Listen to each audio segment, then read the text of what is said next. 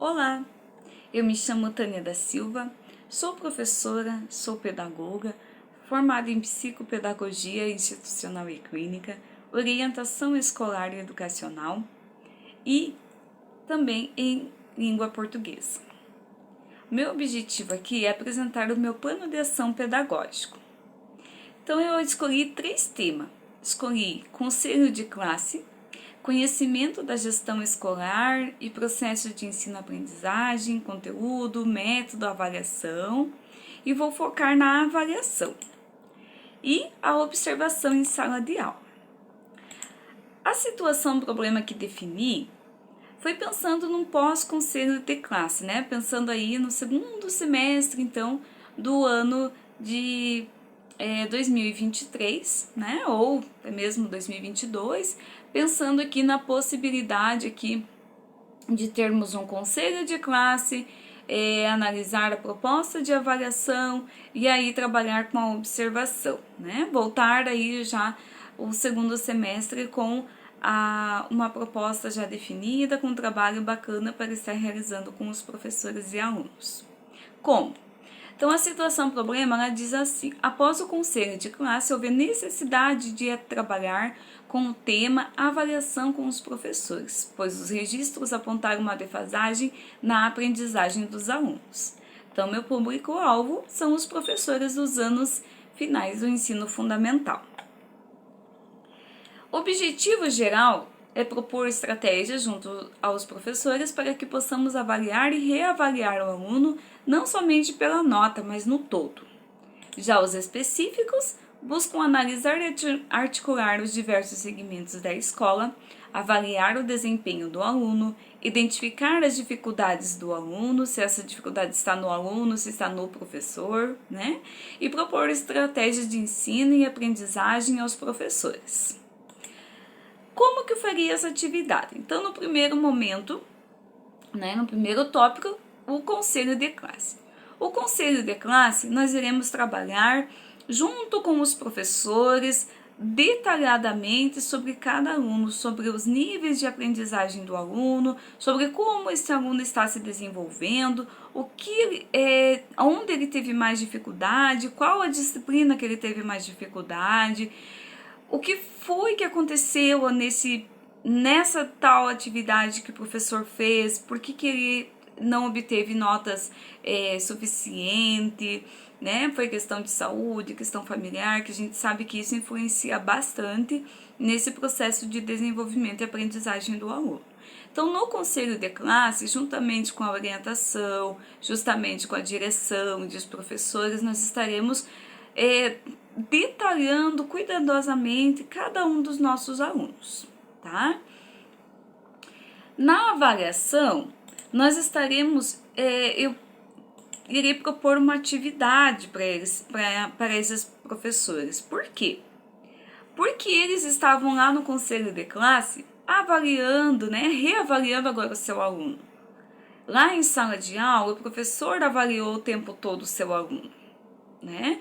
E nessa atividade aqui da avaliação, eu quero propor para o professor, eu quero avaliar o professor, né, num todo. Então, como que eu faria isso? Em outro momento, isso seria na formação docente, né? Eu estaria entregando para o professor lápis de cor, lápis de escrever e estaria pedindo para que ele fizesse um desenho. Mas esse desenho não é o desenho que ele quer, e sim o desenho que eu quero que ele faça.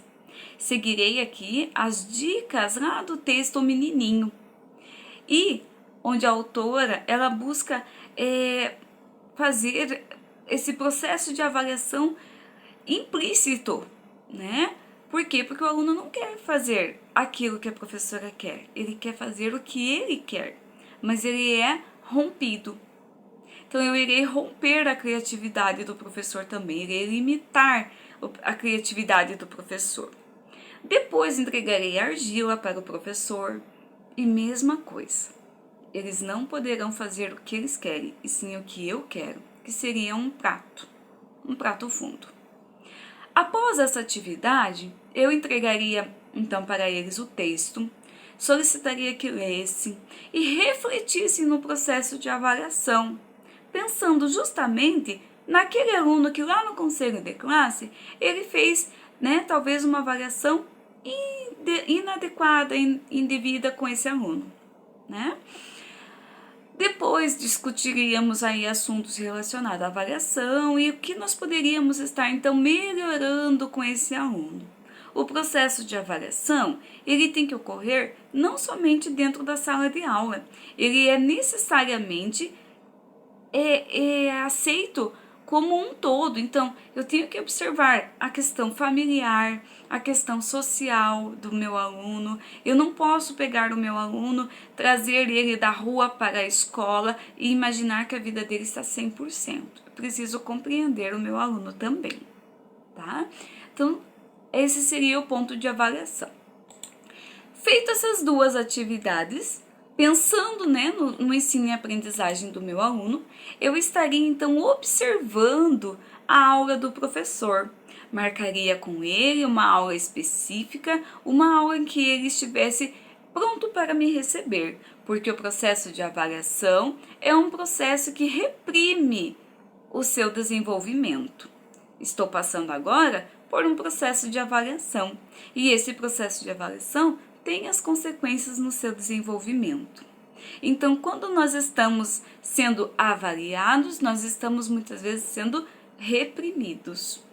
E o professor em sala de aula, então, estarei observando a aula dele, a didática dele, como o professor está trabalhando o conteúdo que ele planejou, qual a entonação da voz dele, como ele chama o seu aluno para participar, será que o professor provoca o aluno para estar participando?